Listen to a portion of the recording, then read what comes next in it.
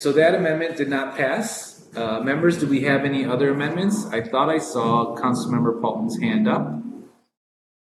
Do you have any more amendments, Councilmember Paulton? Yeah, I was gonna amend what's written as the years. Right now it's written at 10, 16, and 20. Um, and that wouldn't be for 201H projects because 201H would just be for 10 years. Um, so I would, I guess, try for 20 years. I'd like to try 50, but I don't think that'll work. So I move to amend the ownership affordability period because we're offering such a deep discount since Bill 107 to set it at 20 years across the board. Okay, 20 years across the board is the amendment moved by Councilmember Paulton, seconded by Councilmember Sinensi. Discussion, Councilmember Paulton. So things have changed as I mentioned earlier, and now affordable housing are truly affordable. I'd love to keep it for 50 years. I don't think we'd get that, so I'm shooting for 20 for B2, A, B, and C.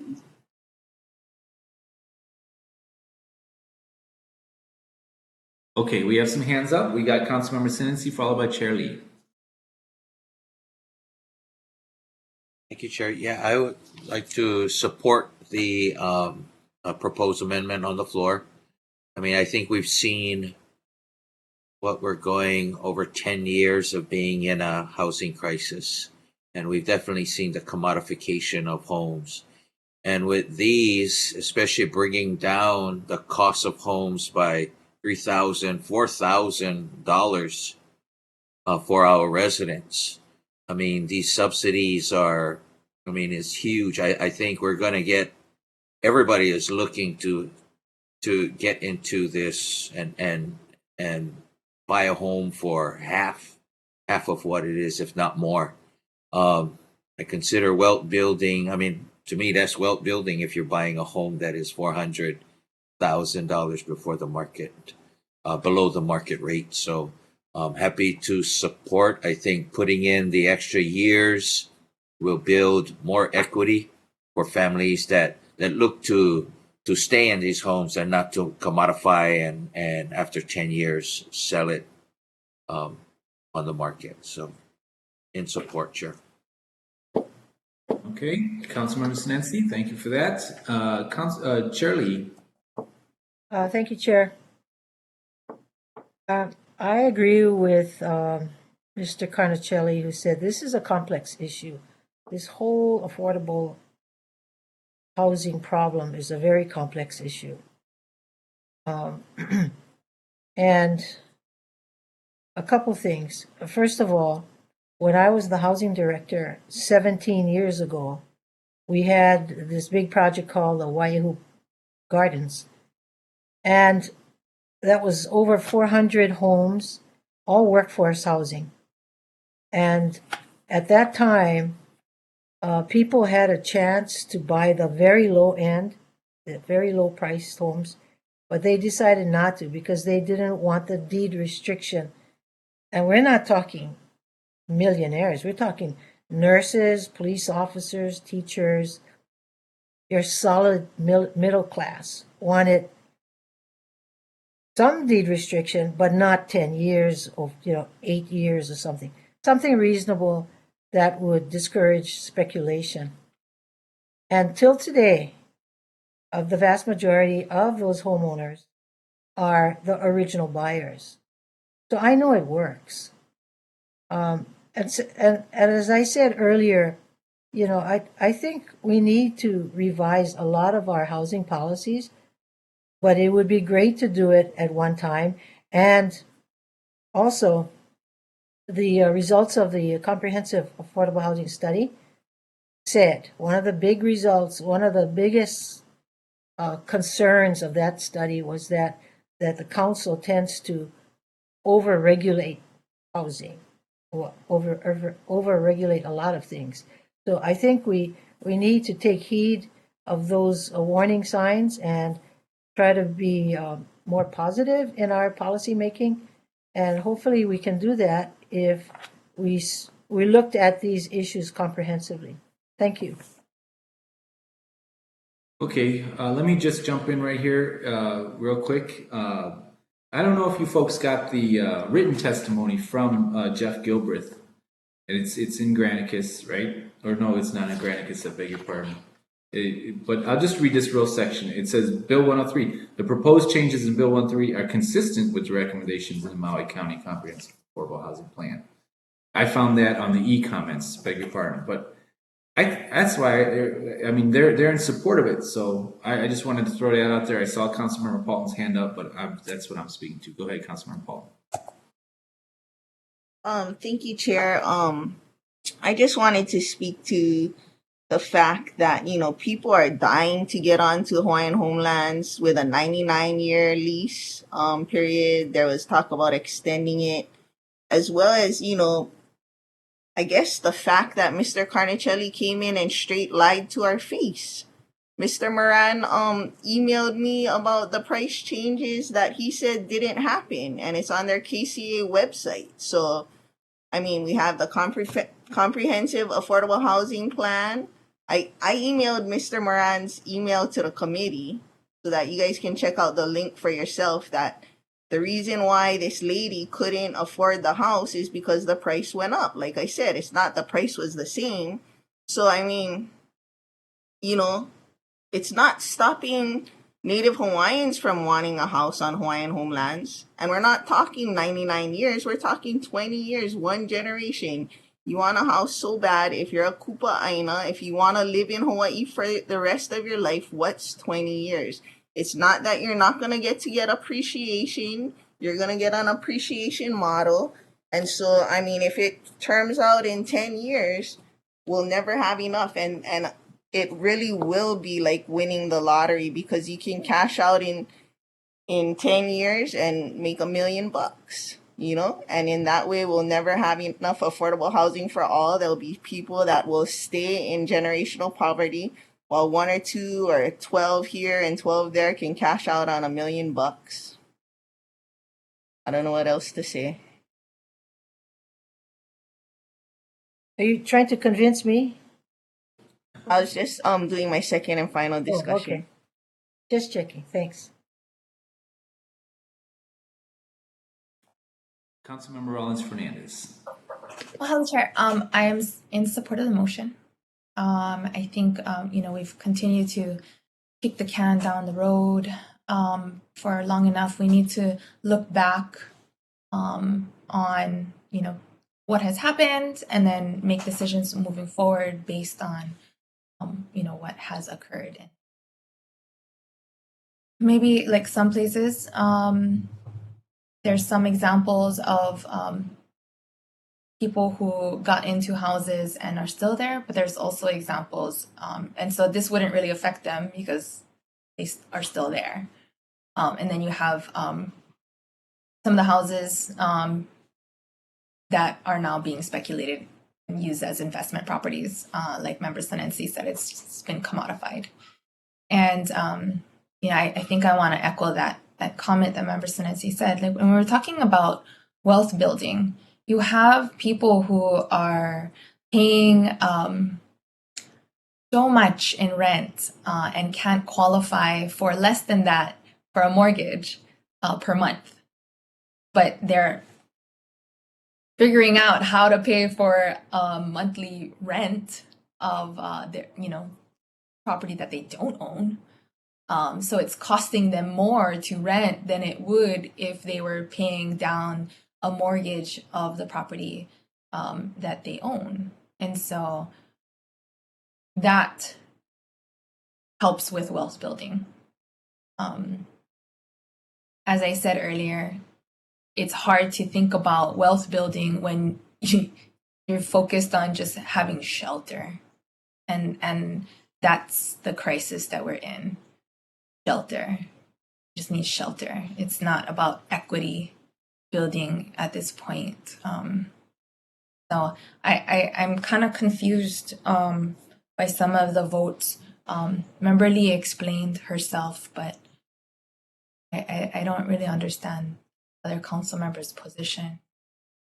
I thought we were trying to build and maintain affordable housing inventory for our residents, and this is one of the ways. So that's why I'm in support of this motion. Mahalo, Chair. Thank you. Anyone else? Okay, I want to speak a little bit here. Of course, I support this motion. I want to kind of ask Deputy Director Linda myself, she's on the call, to kind of explain about Halikaola. What's going on over there? Is what's happening? Can you explain to us? Thank you, Chair. No, actually, I can't.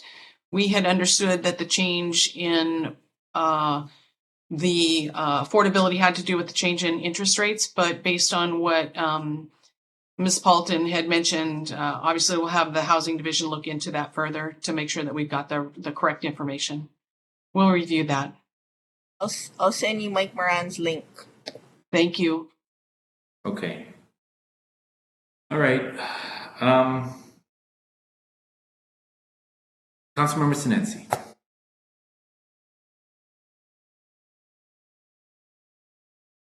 Thank you, Chair. Just for my second and final, I'm going back and just trying to figure out why we're at this point at this time, and like you had mentioned, Chair, we just weren't getting the amount of affordable housing from a lot of the projects that came through. And this council has put $58 million into the affordable housing fund so that we can partner with some of our developers and help to pay down some of their infrastructure costs so that they can present lower house prices to our residents. And so I don't think we're trying to provide more regulations for our developers. In fact, we're at the Kuikahi, we subsidized over $20 million worth of exemptions for that project, as well as putting it at the top of the list as far as permitting and those and such. So I don't see us creating more regulations. I see us trying to help our developers to put more housing on there. So I this is what we're doing for our residents. I'm seeing more of an off-island, I guess, construction companies that want in our housing, trying to get more housing. So I don't know where that is. Why is an off-island construction lobby trying to get into our housing market when we're trying to make it for us and not necessarily, we're not trying to build more houses on Oahu or send our residents to Oahu. We're trying to build for Maui residents first. Thank you, Chair. Okay, well said, Councilmember. Anyone else? All right. Oh, Councilmember Molina. Mr. Chair, I'll admit I have some hesitancy about it. There's some moving parts to it that I agree with what Mr. Carnicelli stated earlier and what Chair Lee.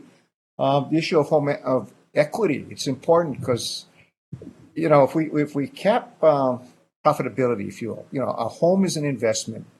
You got to repair that home over time, and you want to let your investment, because of a lack of funds, become dilapidated. So there's that factor. Also, upward mobility is important for our younger generations. That's where home equity comes in to help pay for your kids' college education or what have you. So those are issues I'm wrestling with. If there was a way that, subsidize homes, those who turn around and sell it eventually for a gargantuan profit could pay whatever the subsidy cost for that house when they got it at an affordable price, they could pay that back into the system. I think that would be much more fair. It's like when we did the first-time home buyers fund years ago. If you decided to sell your home within, say, a 10-year period or below the 10-year period, you had to pay that loan back to the county. So I'm certainly in agreement that, subsidized home is a gift. True, I agree with Member Paulton on that part. And if there's another way, people who decide to sell and make a big profit, I mean, to me, it's difficult to limit someone's ability to sell their home at a restricted price. I mean, it's up to the market. If somebody wants to buy that home at, a price way above what it may be worth, well, so be it. But if it's a subsidized home, to me, you pay back that subsidy to the county based on whatever amount of profit you make. Maybe that might be a better way to address this issue. But I'm going to support this with reservations, but I cannot. If this makes it to first reading, second reading, whatever, I don't know how I'm going to vote. So anyway, I'll just, for the sake of just moving this forward, because I'm going to have some questions I got to ask and find out more, because I'm really on the fence with this. But for the sake of just moving it out of, well, possibly moving it out of committee today, I'll leave it at that. But I reserve a potential change in my vote come first reading or second reading. So depending on if my questions are answered. Thank you. Well, Councilmember Molina, thank you for your honesty. I appreciate it. I'll speak to this. The market rates are what got us in this mess, right? People make money off of buying and selling homes, and that's part of the problem. Bill 107 changed that. We're trying to have a separate market for these homes. I want to remind the members that other counties, minimum's 10 years, right? We're the shortest. This Maui County is the shortest on our deed restrictions in the state. And the Comprehensive Affordable Housing Plan does support this idea. I think so. That's where this comes from. I was hesitant to bring up the rubric that we've been using, the matrix we've been using to talk about the Comprehensive Affordable Housing Plan. This has been a step-by-step legislative process in this committee that you all have been a part of, and you have had your say on many of these bills to get us to where we're at now. We had to do certain bills before we got to this. Now we're at this point, so we are protecting our residents to get in these homes. We have made the prices low for these homes, and we did a priority to make it so that it's long-term residents first, right? A residential preference list. All of these ducks are lined up in a row, and the deed restriction is a part of that, is another duck in the row. And I think that the idea of making it to 20, I support because of the chart that I showed earlier.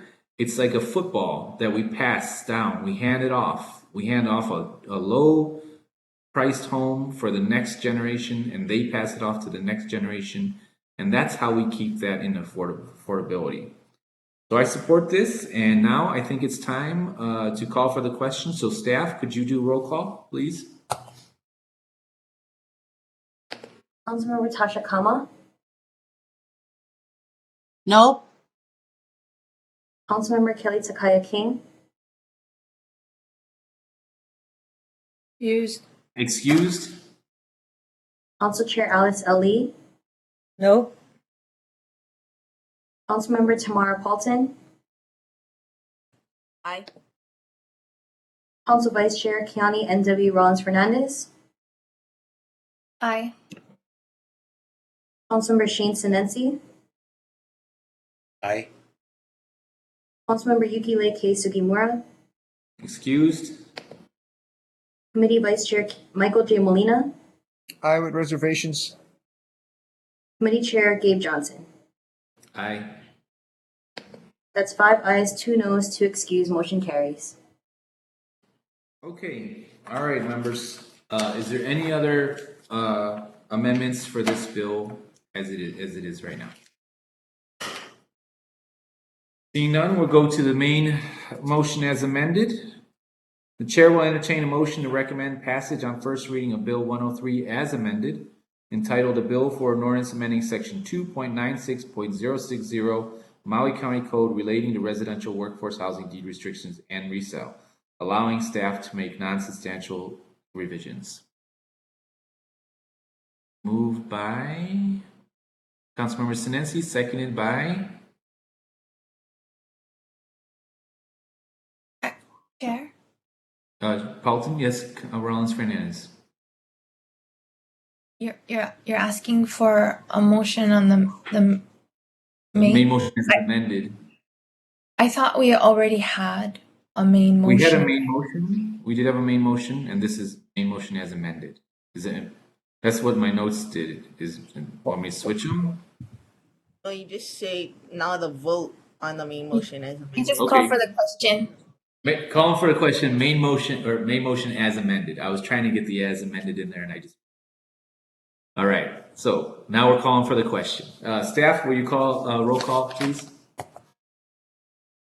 Councilmember Tasha Kama, Nope. Councilmember Kelly Takaya King, Excused. Council Chair Alice L. Lee, No? Councilmember Tamara Paulton, Aye. Council Vice Chair Keani N.W. Rollins Fernandez, Aye. Councilmember Shane M. Sinensi, Aye. Councilmember Yukile K. Sugimura, Excused. Committee Vice Chair Michael J. Molina, Aye with reservations. Committee Chair Gabe Johnson. Aye. That's 5 ayes, 2 noes, 2 excused, motion carries.